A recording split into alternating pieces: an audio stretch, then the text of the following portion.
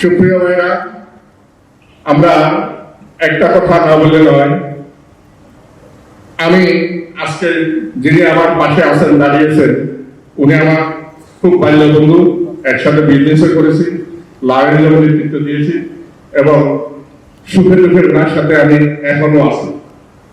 আমার এখানে থাকার আরো একটা উল্লেখযোগ্য দিন হলো গত 26 থেকে 30 তারিখ আমরা যাদেরকে ব্যাংক গার্ড বলি, আমাদের মুরব্বী অর্থাৎ আমাদের সাবেক সভাপতি বিন্দু, আমরা 11 জনের একটা টিম করেছিলাম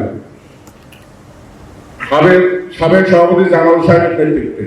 আমরা 11 জন ছিলাম যারা হেড টেবিলে সবসময় বসে থাকে। প্রথম মিটিং এ সরোয়ার সাহেব সম্রাট সাহেবের সাথে নির্বাচন করার জন্য ওনারা প্রস্তাব দিচ্ছেন। সম্রাট সাহেব বলছেন আমি বেরোসিতে বলবো। পরের দিন আমরা আবার একটা ডেট করেছিলাম, তখন 7 জনের কমিটি। আজকে আমি ওনাকে বলিষ্ঠ নেতা এবং আপসী নেতৃত্ব বলবো। উনি তখন বলেছেন নো, সরোয়ার সাহেব মালয়েশিয়া ব্যবসার সিন্ডিকেট, উনি সৌদি আরবের সিন্ডিকেট, আমি ওনার মতো পুলিশিত ব্যক্তি আমার প্যানেলে আমি রাখতে পারবো। তারপরেও ওনারা আবার 7 জনের একটা কমিটি করছিলেন। সেই কমিটিতেও আমি ছিলাম। 4 জন ম্যানেজ হয়ে গেছেন, যাদেরকে আমরা ব্যাংক গার্ড বলি, তারা ম্যানেজ হয়ে গেছেন 4 জন। 7 জনের আমার একটা কমিটি বসলো। ওই কমিটিতে আবার প্রস্তাব আসলো পরিষ্কার আপনাদের প্যানেলে আসতে চায়। তখন আমি বক্তব্য দিলাম ওখানে।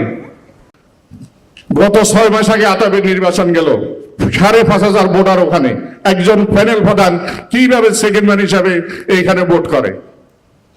হাব একটা সংগঠন, একজন প্যানেল প্রধান, যেখানে 6,000 ভোটার ওখানে আছেন আতাবে, উনি এখানে 700 ভোটারের মধ্যে উনি কিভাবে এখানে ভোট করেন? নিশ্চয়ই এখানে কোনো শুভঙ্করের ফাঁকি আছেন, এখানে কোনো বাণিজ্য আছেন। এটা প্রশ্ন আপনাদের কাছে আমি ছুড়ে দিলাম। ওই মিটিংও এক পর্যায়ে 5 জন জড়ে গেল, শুধু আমাকে রেখে গেল। আমি তখন বললাম না, আমি সম্রাট সাহেবকে ছেড়ে যেতে পারবো না। অতীত আপনারা জানেন, আজ থেকে 6 বছর আগে আমরা প্যানেল প্রধান হিসাবে তৌফিক সাহেবকে পেয়েছিলাম, মনে আছে আপনাদের? আতাব নির্বাচনে এরকম হেড টেবিলে যারা ছিলেন আমাদের সম্পূর্ণ ব্যাংক গার্ড, ফুলে ফুলে ভরা আর নেতৃত্বে ভরা। আমি কাজী বেলাল শুধু মাহবুবের সাথে বাইরে ছিলাম। আমি আপনাদেরকে প্রমাণ করে দিতে চাই, আমি সম্রাট সাহেবের সাথে আছি।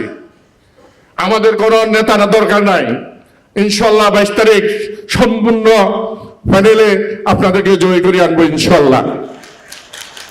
আমি সময় রাত বেশি হয়ে গেছে, আমি আমার বক্তব্য বেশি দীর্ঘায়িত করব না। আমি সবার সাফল্য কামনা করি। যেহেতু আমি সংক্ষেপে আমার প্রিয় বন্ধু, আপনাদের সবার আদরের মনে, আজকের প্যানেল প্রধান, ওনার ব্যাপারে 2-1 কথা বলতে চাই। উনি এম এ রশিদ শাহ সম্রাট দীর্ঘদিন যাবৎ সততা, বিশ্বস্ততা এবং নিষ্ঠার সাথে হাব এবং আতাবের নেতৃত্ব দিয়ে আসছেন দীর্ঘদিন। ওনার জন্ম কুমিল্লা কচুয়াতে।